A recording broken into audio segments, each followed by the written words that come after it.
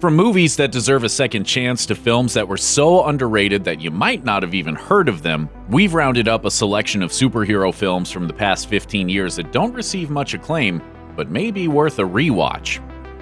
Hitting theaters less than 2 months after Christopher Nolan's critically acclaimed Batman Begins in 2005, Sky High offers a very different take on superheroes than Nolan's gritty, grounded saga. The movie follows Will Stronghold, the son of beloved superheroes the Commander and Jetstream, as he starts his classes at Sky High, a high school in the clouds that's aimed at training the children of supers to become the heroes of the future. The only problem? Will has no superpowers, which makes things tricky when a villain takes all the super parents out of commission and suddenly it's on the kids of Sky High to save the day. Although Sky High performed decently at the box office and received generally positive reviews, it was never truly able to establish itself as a mainstay in the superhero canon.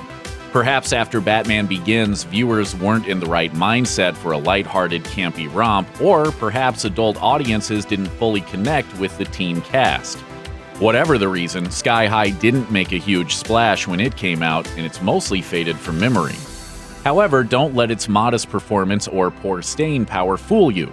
Sky High is an energetic, cheesy blast filled with heartwarming friendships, high-stakes adventure, and charmingly weird superpowers from characters like the girl with the ability to transform herself into a talking guinea pig. Magenta, I shapeshift. Shapeshift!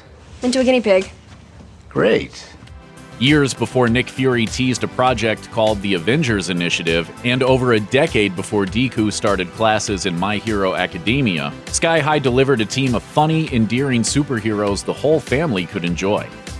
If you've never heard of the 2006 superhero-themed dramedy special, you don't need to turn in your superhero cred card just yet. Barely anyone saw the low-budget film during its limited theatrical release. As for the plot, Special follows a man named Les, played by Michael Rappaport, who believes he's developed superpowers after experiencing an adverse reaction during a clinical drug trial. Despite attempts from his doctor and friends to persuade him to stop taking the drug, Les becomes convinced that he was given these powers for a reason, so he sets out to make things better for the citizens of the town by thwarting a series of small crimes. However, as Les gains notoriety, the company conducting the trial becomes increasingly desperate to silence him, terrified that Les's antics will cost them their funding. While Special is a departure from standard superhero tropes in that Les only thinks he has powers, in reality he's running into walls when he believes he's phasing through them and flailing on the floor when he thinks he's flying, its themes couldn't be more true to the genre, as Les wrestles with whether his powers make him special or if he can be special without them. Even when the film feels a little uneven, Rappaport's earnest performance, along with the film's unique premise, makes Special truly worthy of its title. Hancock follows an angry, irritable amnesiac who proves that having superpowers doesn't necessarily make you a hero. Finding himself hated by the public for his surly disposition, John Hancock hires a public relations specialist to rehabilitate his image. As a result, he winds up not only making a few more enemies, but also discovering a piece of information about his past that will change his entire future. Despite its solid premise and a valiant lead effort by Will Smith, the 2008 film faltered in the execution, alienating critics with its uneven narrative and abrupt tonal shifts. What could have been a delightfully subversive superhero story wound up being more convoluted than surprising, with unearned twists that strained the limits of the film's thin internal logic. Still, strong performances from Smith, Charlize Theron, and Jason Bateman go a long way toward rescuing Hancock from its own worst impulses, and if you can go along with the bizarrely contorted storytelling, there's a lot to appreciate in the offbeat, quirky script. Smith checks his charismatic charm at the door, fully embracing his off-putting character and committing to every weird turn of the plot. But instead of pushing the audience away, he only draws us in more. Hancock is far from a perfect film, but it still deserves some points for how hard it tries. Between his short-lived tenure as the Human Torch in the Fantastic Four and his definitive performance as Captain America, MCU star Chris Evans headlined yet another superhero action thriller, although we don't blame anyone for forgetting about this one. In 2009's Push, Evans plays Nick, a mover who can use his telekinetic abilities to affect the objects around him. Nick is far from the only superpowered person in his world, though. He's joined by Cassie, played by Dakota Fanning, a watcher who gets visions of the future and tells Nick they must find a way to save his ex-girlfriend Kira from a variety of superpowered enemies who will stop at nothing to get her under their control. Of course, the convoluted plot of Push is far, far more complicated than that, jammed so full of side characters, subplots, and twists that it's easy to get lost in its winding, adrenaline-filled corridors. Still, especially for MCU fans, it's a lot of fun to see Evans embody a different character with the same inherent likability and determination that we're so used to seeing from Steve Rogers. Plus, his sibling-esque chemistry with Fanning is delightful to watch. It's not gonna happen, okay? Just tell me that I'm a crappy artist and that I'm wrong. You are a crappy artist, and you are wrong. Sure, the story itself is more than a little bizarre, and it works hard to set up a sequel that in all likelihood will never happen, but today's superhero fans are so used to following intricate, sprawling storylines that it shouldn't be a problem to sit back and enjoy the ride. In the world of animated superhero films, the past 15 years have been, shall we say, incredible?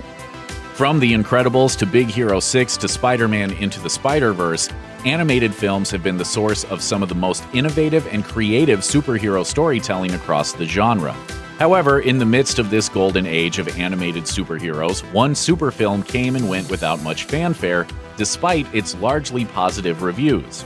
Megamind follows an alien supervillain voiced by Will Ferrell who, after finally defeating the Superman-like hero Metro Man, realizes his life lacks meaning and decides to create a new hero to battle.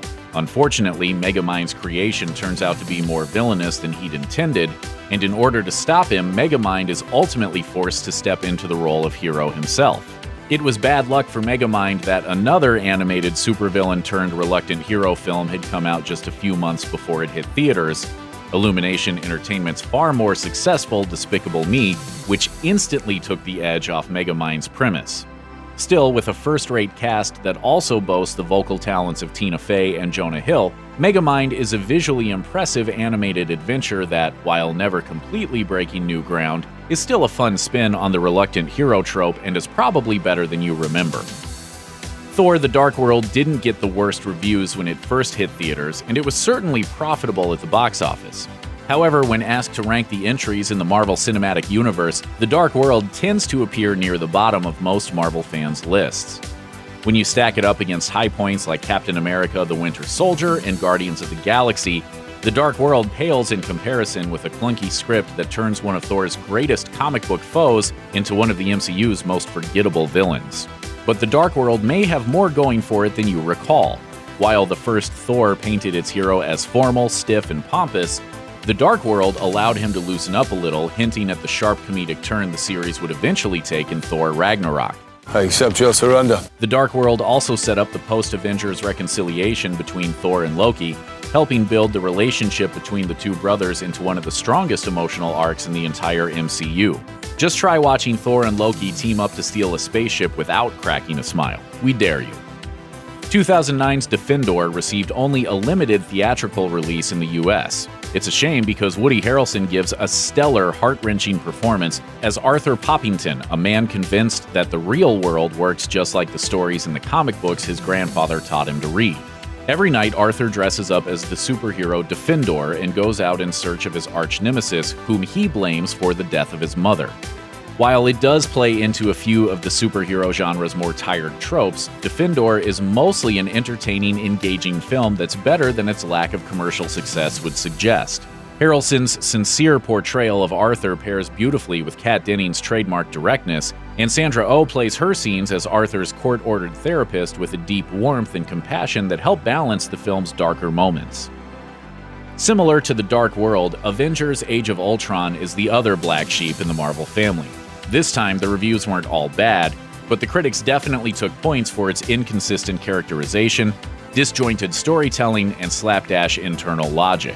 But although Age of Ultron doesn't manage to recreate the precise alchemy of the Avengers, it still has a few big factors working in its favor.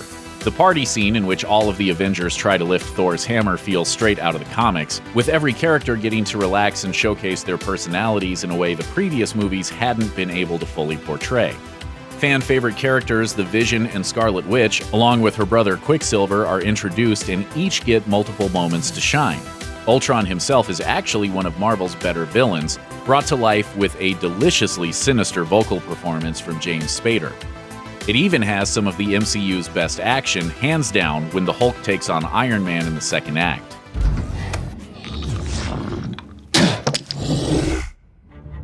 I'm sorry. Viewed alongside the rest of the MCU, it's understandable that Age of Ultron often finds itself at the bottom of the heap, but even though its flaws are both more numerous and more glaring than most of the films in its company, that doesn't make it bad. And if we could all be a little forgiving, then fans would see that Age of Ultron is actually a worthy entry in the MCU. Based on the immensely hokey but highly beloved 90s television series, the reimagined Power Rangers brought together a group of just before they hit teen actors to play the diverse group of high school students who are granted superpowers in order to protect the Earth from supervillain Rita Repulsa. Instead of jumping straight into the acrobatic action that characterized the original series, the film takes its time in allowing its characters to master their powers, and in the process, the Rangers develop a closer bond with one another. While critics were largely unimpressed, saying the film failed to live up to both the television series and other contemporary superhero films, Saban's Power Rangers still delivered many of the things that endeared fans to the original series, such as the strong connections between the characters and, of course, the Megazord. This version of Power Rangers may not focus as much on fight scenes and one-liners as its predecessor, but it's still a lot of fun, and its emphasis on character over spectacle may even feel preferable to some viewers who've grown accustomed to the slow burn development of the MCU. Based on the young adult novel by Alexandra Bracken, The Darkest Minds takes place in a world in which a mysterious virus has wiped out the majority of the children and left the few survivors with strange new powers. In the United States, once the government realizes what their children can do, they begin rounding all the kids up in camps, categorizing them by ability and holding them indefinitely until the people in power can figure out what to do with them. The Darkest Minds follows a group of these children, led by teen protagonist Ruby, as they attempt to make some sense of their abilities and find a way to live in this dangerous new world, while also remaining hidden from the adults who are tracking them. Sadly, The Darkest Minds received mostly negative reviews from critics and bombed at the box office, but it's worth noting that most of its target audience seemed to like it. For fans of dystopian teen adventures like The Hunger Games, there's plenty to like about The Darkest Minds, from its stirring themes of empowerment and friendship to its endearing ensemble cast. And for superhero fans, the X-Men-like powers exhibited by the kids, everything from ripping trees out of the ground, to shooting electricity from their fingers, to altering a person's thoughts with a single touch, should be more than enough reason to check this one out. Check out one of our newest videos right here. Plus, even more Looper videos about your favorite films are coming soon. Subscribe to our YouTube channel and hit the bell so you don't miss a single one.